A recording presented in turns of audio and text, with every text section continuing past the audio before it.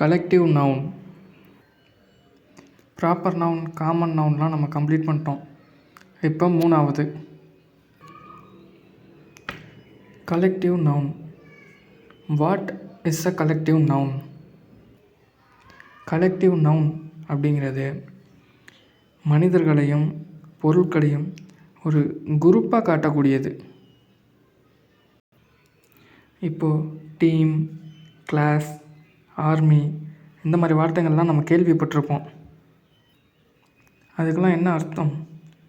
Team அப்படின்னா அதில் நிறையா பிளேயர்ஸ் இருக்காங்க அப்படின்னு அர்த்தம். கிளாஸ் அப்படின்னா அதில் ஸ்டூடெண்ட்ஸ் இருப்பாங்க.